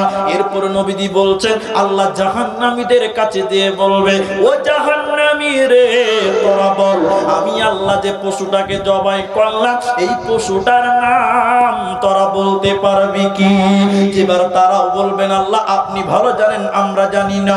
এবার আল্লাহ নিজেই বলে দিচ্ছেন পশুটার নাম। একটু লক্ষ্য করো, আল্লাহ জান্নাত জাহান্নামীদেরকে বলছে, ও জান্নাতী রে, তোমরা শুনে নাও, আমি আল্লাহ যে পশুটাকে জবাই করলাম, এই পশুটার নাম মওত। আমি আল্লাহ মরণকে জবাই করে দিলাম। জান্নাতীরা, তোমরা জান্নাতে চিরসুখে তোমরা বাস করো, জান্নাতে তোমাদের মরণ হবে না, হবে না, কারণ আমি আল্লাহ মরণকে জবাই করে দিলাম। দ্বিতীয় নম্বর আল্লাহ বলেন, ও জাহান্নামী রে, আমি আল্লাহ যে পশুটাকে জবাই করলাম, এই পশুটার নাম মওত। আমি মরণকে জবাই করে দিলাম। জাহান্নামীরা, যুগ যুগ ধরে তোমরা জাহান্নামে থাকো, জাহান্নামে তোমাদের মরণ হবে না, কারণ আল্লাহ জাহান্নামকে মরণকে জবাই করে দেয়। তাহলে বুঝলাম মরণেরও মত। বাংলাতে বলে বাপের উপরও বাপ আছে, বলে কি বলে না? আছে। এদিকে তাকান, তাহলে একটা জিনিস আপনাদের দেখায়। কি বলে? মতেরও মত আছে। আছে? হ্যাঁ বলে হ্যাঁ আছে। দেখাচ্ছি আপনাকে একটা জিনিস, দেখেন। এই জন্য প্রেম করবেন কার সাথে, পীড়িত করবেন, ভালোবাসবেন কাকে, মহব্বত করবেন কার সাথে। এদিকে দেখেন, ইনি আমার মাস্টার আছেন, তো আরো যারা আপনাদের এলাকায় মাস্টার আছেন তারা আমি বলছি শুনেন। একজন আমি ফেসবুকে দেখেছি, এটা কতটা জ্ঞান আছে আপনি বুঝতে পারবেন। একটা মেয়ে কলেজে পড়ে, তো মেয়েটার বাচ্চা হয়ে গেছে, মানে বিয়ে হয়ে গেছে, বাচ্চা হয়ে গেছে। ভালো করে বুঝেন, এই মেয়েটাকে তার মাস্টার শিক্ষক কলেজের প্রফেসর ডাকছে, ছাত্ররা বসে আছে, মাস্টার ডাকছে, এই মা সামনে এসো। মেয়েটা এলো, স্যার বলেন। বলছে, আরে মা তুমি দুনিয়াতে অনেক কিছু পেয়েছো, বিয়ে হয়ে গেছে, স্বামী সন্তান আছে, মানে অনেক কিছু পেয়ে গেছো দুনিয়াতে। আচ্ছা তোমার জীবনে সবচেয়ে আপন 10 জন ব্যক্তির নাম লেখো। সবাই বলুন, কজন বললাম? মেয়েটা বলছে, আব্বা, মা, স্বামী, সন্তান, ভাই, শ্বশুর, শাশুড়ি, বোন, এরকম 10 জন। তো স্যার বলছেন, প্রফেসর বলছে, মা এরা সবচেয়ে তোমার আপন? বলে হ্যাঁ, এরা মহব্বতের মানুষ। আচ্ছা এখান থেকে তুমি 5 জনকে বাদ দিয়ে দাও, 5 জনের নাম ফেলে দাও, মুছে দাও। আপন জনকে বাদ দিতে খুব কষ্ট হবে, হবে কি হবে না? এগুলো বিবেকে লাগবে। মেয়েটা চিন্তা করছে, কাকে বাদ দিব, কাকে বাদ দিব, কাকে বাদ দিব। শ্বশুর কেটে দিল, শাশুড়ি কেটে দিল, বোন কেটে দিল, ভাই কেটে দিল, স্বামী আছে, সন্তান আছে, মা বাবা আছে, রইল 5 জন। প্রফেসর বলছে, মা এই 5 জন তোমার সবচেয়ে আপন জন? বলে জি স্যার, সবচেয়ে আপন জন, এরা ছাড়া আমার চলা মুশকিল। স্যার এবার বলছে, এখান থেকে তুমি 3 জনকে বাদ দাও। কাকে বাদ দিবে? মা আছে, বাপ আছে, স্বামী আছে, সন্তান আছে, কাকে বাদ দিবে? এদিকে মা বাপ, এদিকে স্বামী সন্তান। অনেক চিন্তা ভাবনা করার পর মা বাপকে বাদ দিয়ে দিল, মাত্র রইল 2 জন। সবাই বলুন কজন? একটু বলুন। স্বামী, সন্তান। মেয়েটা কান্তি লেগে গেল যে আমার জীবনে সবাইকে মিটিয়ে দিলাম, মাত্র স্বামী সন্তান। প্রফেসর এবার দাঁড়িয়ে বলছে, মা তুমি কাঁদছো কেন? এই 2 জনের ভিতরে 1 জনকে বাদ দাও। মেয়েটা কাঁদতে কাঁদতে ডাস্টারটা ধরেছে, একবার স্বামীর দিকে যাচ্ছে, একবার সন্তানের দিকে। কাকে কাটবো? কলিজার টুকরা সন্তান, এদিকে স্বামী ছাড়া চলবে না। কাঁদতে কাঁদতে মেয়েটা নিজের পেটের সন্তানের নামটাও মুছে দিল। এবার মেয়েটা দাঁড়িয়ে থাকতে পারেনি, কাঁদতে কাঁদতে বসে গেল। স্যার নিজের রুমাল দিয়ে মেয়েটার চোখের পানি মুছিয়ে দিয়ে বলছে, মা এরা তোমার সবচেয়ে আপন, তোমার স্বামী সবচেয়ে আপন, ছেলের চাইতেও, পেটের সন্তানের চেয়েও? মেয়েটা বলছে জি স্যার। বলে কেন? বলে সন্তান আমার পেটের ফসল, দুধের ফসল, কিন্তু এই সন্তান একদিন বিয়ে করবে, বড় হবে, সংসার হবে, একদিন হয়তো বা বিবি পেয়ে মাকে ভুলে যেতে পারে। পারে কি পারে না? সবাই বলুন পারে। কিন্তু স্বামী এমন একটা নিয়ামত, হয় ও মরবে না হলে আমি মরব, তার আগে দুইজনের মধ্যে আলাদা হওয়া সম্ভব হবে না।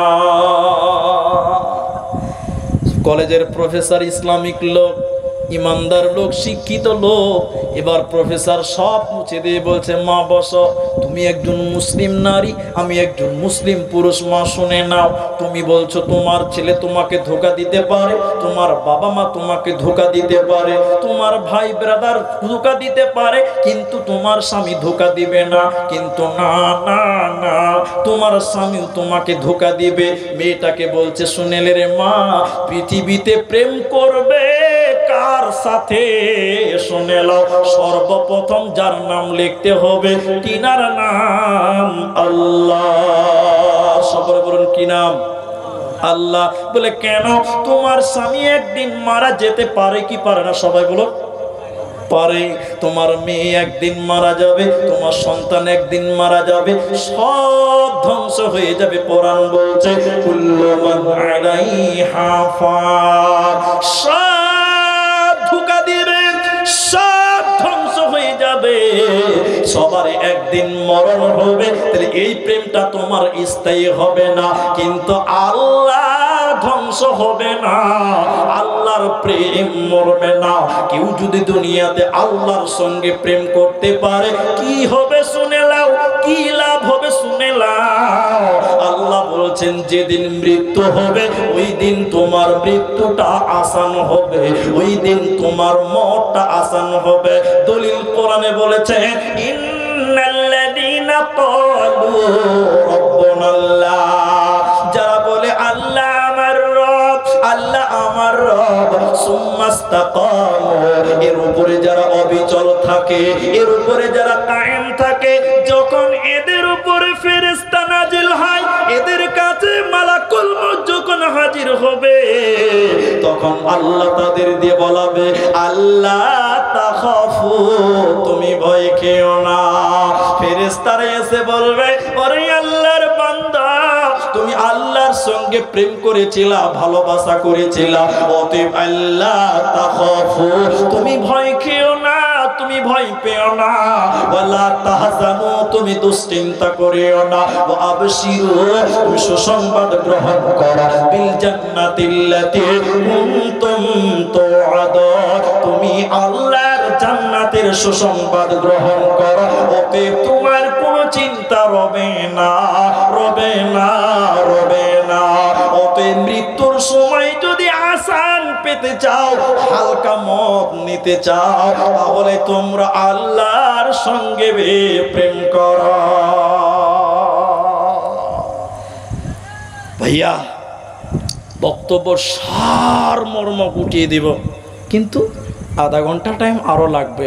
আপনারা সবাই বসে থাকবেন। আরেকবার বলুন ইনশাআল্লাহ। একবার ইনশাআল্লাহ বলুন, হাত তুলে বলুন আল্লাহ তুমি হাতগুলো কবুল করো, বলি আল্লাহুম্মা আমিন। একবার সকলে বলুন ইনশাআল্লাহ। আধা ঘন্টা টাইম বসেন, আদায়ের ভয় করতে হবে না যে শোনেন আমি কথা বলছি।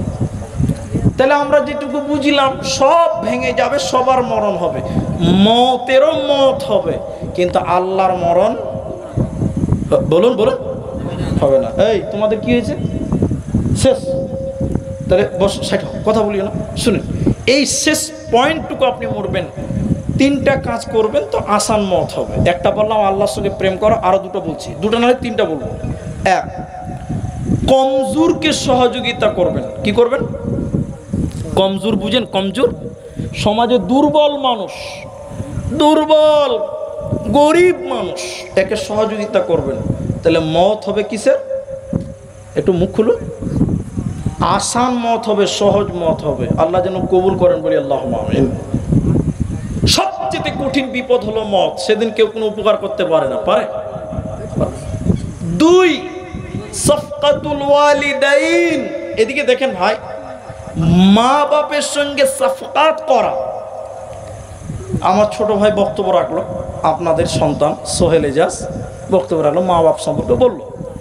আমি অত দূর বলছি না, এইটুকু মাথায় নেন, আল্লাহর কসম আপনার জ্ঞান বাড়বে। একটা হলো মা বাবার কাছ থেকে দোয়া নেওয়া, চেয়ে নেওয়া, আর একটা হলো অটোমেটিক দোয়া পাওয়া। দুটো পার্থক্য আছে না নাই? জি আছে। কেমন? মা একটু দোয়া করো তো, চললাম মালদা, তাহলে দোয়াটা কি হলো? চাওয়া হলো, চাওয়া হলো। আপনি আমার কাছে এসে বলছেন আব্দুর রহমান ভাই একটু দোয়া করেন তো আমার ছেলেটার জন্য, দোয়াটা চাওয়া হলো। আরেকটা হলো ব্যবহার দিয়ে দোয়া নেওয়া, সেটা কেমন? এদিকে দেখেন, স্টেজ থেকে নামছি, ওই স্যান্ডেলটা আমার ওখানে আছে তো, 10টা লোক আমাকে মাইক ছাড়ার পরে সালাম দিচ্ছে যে আসসালামু আলাইকুম, একটু দোয়া করবেন, একটু দোয়া করবেন। ব্যাস, একটা ছেলে আমাকে দোয়া চাইনি, দোয়া চাইনি। স্টেজ থেকে নামছি, স্যান্ডেলটা নিয়ে এসে আমার পায়ের কাছে এনে দিল। আমি তখন বললাম কি নাম বাবু? খলিলুর রহমান। জাযাকাল্লাহ, হাইয়াকাল্লাহ, বারাকাল্লাহ। ও দোয়া চেয়েছে? একটু মুখ খুলুন, দোয়া চেয়েছে? কিন্তু ব্যবহার এমন করলো, ব্যবহারের মাধ্যমে দোয়া নিল। তো বলছে যে মা বাপকে ব্যবহার দিয়ে তাদের কাছ থেকে দোয়া নিবে, আল্লাহ তার মওতকে আসান করবে। বলুন সুবহানাল্লাহ। আপনার মা একবার ডেকেছে, আপনি 3বার জবাব দিবেন। সবাই বলুন কবার? একটু বলুন না রে বাবা। আপনাকে বলেছে খলিল, জি মা। হ্যাঁ আম্মু। বলেন মা, বলেন কি বলছেন বলেন। তো মায়ের মনটা বড় হবে, হবে কি হবে না? আর আপনার বাপ ডেকেছে জমিরুল, জি আব্বা। বলেন আব্বু। বলেন বাবা কি বলছেন বলেন বলেন বলেন। তো বাপের কলজাটা বড় হবে, হবে কি হবে না? একটু হ্যাঁ না বলুন। আর আপনাকে ডেকেছে আপনার বাপ জমিরুল, হ্যাঁ তুমি খালি ভাগার ভাগার করে বলছো, বাপের জান গরম হয়ে যাবে, হবে কি হবে না? এটা জোরে বলুন। মা বলেছে হাবিব রে, হেই তোমরা খালি ঘানা ঘানা করে সবসময় বকছো, মায়ের মনে দোয়া আসবে? আসবে না। তাহলে কমজোরের ব্যাপারে সহযোগিতা করো, আল্লাহর সঙ্গে প্রেম করো, আর আপনার কিনা মা বাপের ভালো খেদমত করে তাদের কাছ থেকে দোয়া নাও, তাহলে তোমাদের কমজোর অল্প কষ্টে মত হবে। বলে কেমন হবে? বলে কলসি থেকে পানি ঢেলে দিলে যেমন বেরিয়ে যায়, ওই রকম তোমার আত্মাটা বেরিয়ে যাবে। একদম আসান মত হবে, একদম সহজ মত হবে। এই ব্যবহারটুকু আপনারা আমরা করব। মুমিন কোনোদিন মৃত্যুকে ভয় খায় না। শেষ উদাহরণটা শোনেন, বুঝতে পারবেন। মায়েরা শোনেন, এরা সব জালসার ছেলেরা আমাকে বলছে, মনে করেন আমাকেই বলেছে, বা কমিটির ছেলেরা একজনাকে বলেছে যারে বাজার করে নিয়ে বক্তারা আসবে, বাজার করতে হবে, মিষ্টি বিভিন্ন রকম ভ্যারাইটিজের মিষ্টি, আপেল ফ্রুট যত যা আছে দিয়েছে। মসজিদের এক কানাতে রেখেছে, নামাজ পড়তে লেগে গেছে। ইমাম সাহেব নামাজ পড়ছে, তো নামাজ টামাজ পড়ে ইমাম সাহেব বসে আছে, আর যারা বাজার করেছে ওরা পেছনে নামাজ পড়ছে। তো ইমাম সাহেব বলছে বস্তা দিকে আছে, জি বস্তা দিকে আছে। তখন একজন বলছে যে বাজার আছে। বলে কি বাজার? বলে ফল ফ্রুট বিভিন্ন রকম মিষ্টি বিভিন্ন রকম আছে। তো বস্তাটা যে খোলা, ইঁদুর ঢুকে যাবে, যে মুখটা বাঁধো। কিন্তু ভাই তার আগে ভদ্রলোক ইঁদুর ঢুকে গেছে। তার আগে কি করেছে? ঢুকে যে ইঁদুর বলছে ওরে সুবহানাল্লাহ, ও জান্নাত চলে এসছে। কত রকম খাবার। জি, রাতে ইঁদুর যখন এরকম খাবার পায়, বলে কি বলে না মনে মনে, হেড বড় ইঁদুরটা খালি বলছে ওরে আমাকে দিবে না তো দিবে কাকে, আমি তো খাবো। ছোট ইঁদুরগুলো সব সাইডে দাঁড়িয়েছে। কাকু একটু পাবো না? বলে পাবি না মানে? তুই তো আমার লোক রে। তখন ছোট ইঁদুর বলছে কাকু দরজা বন্ধ। কেমন লাগবে? যদি খালি বলে দে দরজাটা বন্ধ, মানে বস্তা বেঁধে দিয়েছে মা, আর ভিতরে থেকে গেছে, কেমন লাগবে ইঁদুরকে বলেন? ছোট ইঁদুর খালি বলছে কাকু তুমি একাই খাবে, তো আমাদের কিছু দেবে না? তখন বড় ইঁদুর বলছে তোর সাথে তো আমার কোনো খারাপ সম্পর্ক নাই, তোর সঙ্গে হিংসা নাই, চলে আয় তুইও খা। ছোট ইঁদুর মাথা নাড়িয়ে বলছে কাকু দরজা বন্ধ। যত লেকচার ছিল সব বন্ধ হয়ে যাবে, যাবে কি যাবে না? জোরে বলো। আর কেচির মিচির বন্ধ, লেকচার মারা বন্ধ, সব রকম গল্প বন্ধ হয়ে যাবে। বেঈমান বেঈমান বেঈমান যখন শুনবে মত, আজরাইলকে দেখে নিয়েছে, জীবন শেষ হয়ে যাবে। দুনিয়ার যত কিচির মিচির ছিল, যত রকম মাস্তানি ছিল, সব তার জবানে বন্ধ হয়ে যাবে। সে বুঝে নিল আমি পাকড়াও হয়ে গেলাম, আর বাঁচতে পারবো না। এই জন্য কোরআনে বলছেন, শুনে নাও, ইন্নাল মাউতাল্লাযী তাফিরুনা মিনহু ফাইন্নাহু মুলাকীকুম সুম্মা তুরাদ্দুনা ইলা আলিমিল গায়বি ওয়াশ শাহাদা ফায়ুনাব্বিউকুম বিমা কুনতুম তা'মালুন। তুমি মৃত্যু থেকে যতই পালাবার চেষ্টা করো, যেভাবে বাঁচবার চেষ্টা করো, পৃথিবীতে মৃত্যু থেকে কেউ পালাতে পারেনি, আর পারবে না। বিশ্বনবী মুহাম্মদুর রাসূলুল্লাহ মারা গেছে, ফেরাউন মারা গেছে, আবু জাহাল মারা গেছে, উতবা সাইবা মারা গেছে, নমরুদ মারা গেছে, ফেরাউন মারা গেছে। অতএব মৃত্যু থেকে পালাবার উপায় নাই। অতএব মৃত্যু আসার আগে তোমরা ক্ষমা চেয়ে নাও। মরণের সময় যদি ঈমান আনো, তখন কোনো লাভ হবে না। প্রমাণ, ফেরাউন এবং তার লোকেরা মুসা আলাইহিস সালামকে তাড়ছে। এদিকে ওইটা নদী, এইটা নদী, নদী তো। ফেরাউন তার লোকেরা মুসা নবীকে তাড়ছে, মুসাকে আল্লাহর খলিল মুসাকে। মুসা আলাইহিস সালাম ধরা পড়ে গেল, পেছনে ফেরাউনের লোকেরা তাড়ছে, ধরা পড়ে গেলাম। মুসার লোকেরা, আমি শর্ট করছি, মুসার লোকেরা বলছে, হে মুসা, তোমার উপরে ঈমান এনেছি, কিন্তু মরতে রাজি লয়। বাঁচবো কি করে বলো, কি করে বাঁচবো? মুসা বলেছিলেন, কাল্লা, কখনো নয়, আমি মরবো না, আমার সাথে আল্লাহ রয়েছে। সবাই বলুন একবার সুবহানাল্লাহ। মুসা আলাইহিস সালাম মরেছে না ফেরাউন মরেছিল? হ্যাঁ, ফেরাউন মরেছিল। দেখবেন মুসা আলাইহিস সালাম, লম্বা ঘটনা বলছি না, সময় এটা আমার বক্তব্য বিষয় নয়। মুসা আলাইহিস সালাম সমুদ্রের মাঝখানে রাস্তা পেল, আল্লাহ রাস্তা করে দিল, বেরিয়ে গেল। ফেরাউন বলছে আমরাও যাব এই রাস্তা দিয়ে। ফেরাউন সমুদ্রে নেমে গেল, দুদিকের পানি এসে ফেরাউন এবং তার লোকদেরকে চুবিয়ে দিল, ডুবিয়ে মারল।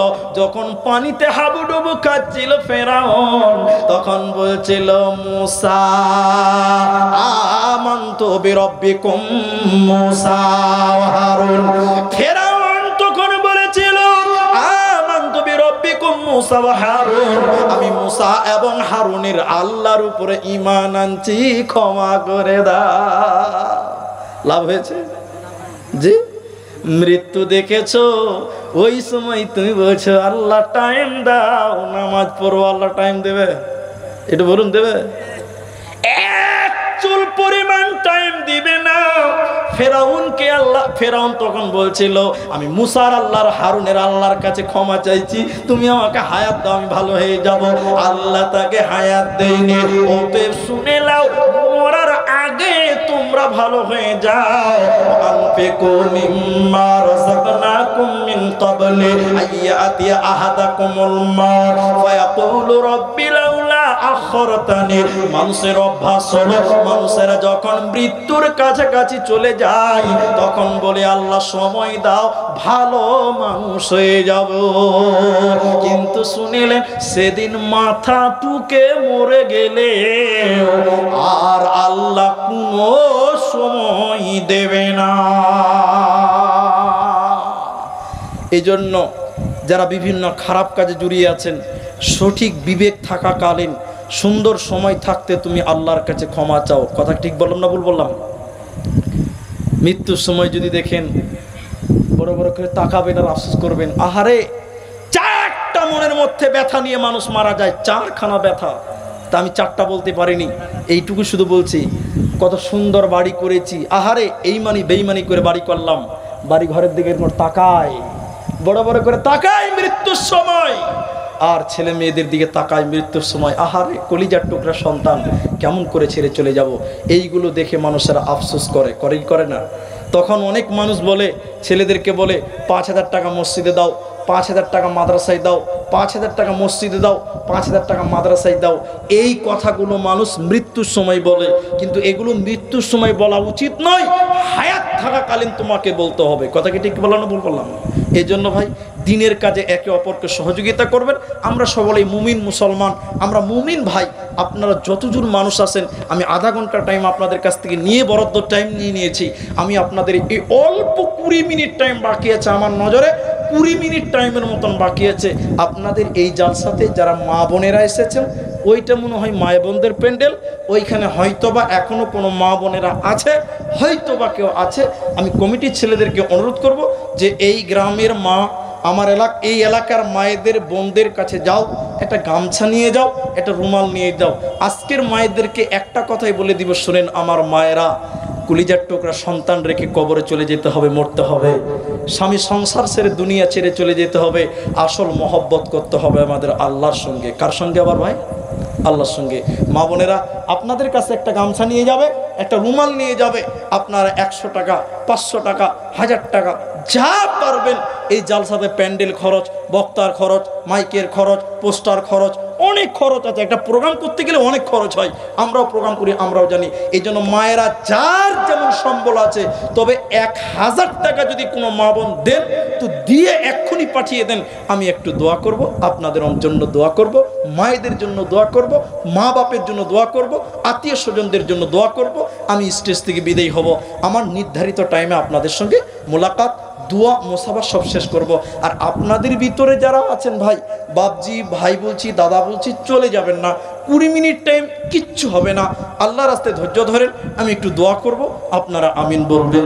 তার আগে আপনাদেরকে বলতে চাই, আপনাদের ভিতরে এমন যদি কেউ একটা লোক থাকেন যে এই প্রোগ্রামটাতে এতগুলো টাকা খরচ হয়েছে, এত টাকা খরচ করেছি প্যান্ডেলে, বক্তাদের, মাইকের, খাওয়া দাওয়া ইত্যাদিতে, তা আমি এই জালসাটাতে আমি 1000 দিব, 5000 দিব, 500 দিব, 200 দিব, 5000 দিব, 1000 দিব, এরকম একটা মোটা দান যদি কেউ করতে পারেন আজকের জালসাতে করে দেন।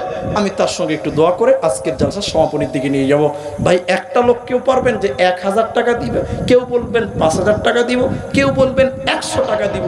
এরকম একটা মানুষ আপনাদের কাছ থেকে একটু নেব। আমি একটু হাত তুলতে হবে যে ভাই আব্দুর রহমান আমি 1000 টাকা দিব, কেউ বলবেন 500 দিব। আমি কাউকে ধরা বান্ধা বলছি না, কারণ এটা মাদ্রাসার জালসা নয়, এটা অনুষ্ঠানে খরচ হয়েছে, এর জন্য আপনাদের দিনের কাজে খরচ হয়েছে। এই জন্য আপনাদের ভিতরে একটা লোক কেউ পারবে না বাবা? একটা 1000 টাকা হলেও বলুন একটা লোক।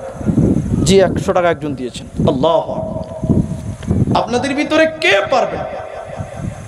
আমি অনুরোধ করে বেশিক্ষণ সময় নষ্ট করব না, আমি দোয়া করে দিয়ে চলে যাব।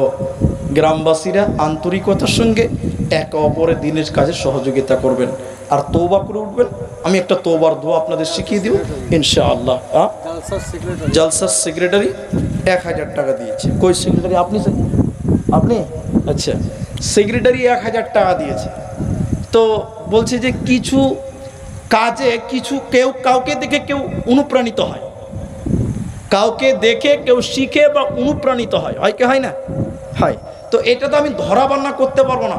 জালসার সেক্রেটারি 1000 টাকা দিয়েছে, তবে আমার বিবেচনায় বলছে এটা খুব কম হয়েছে।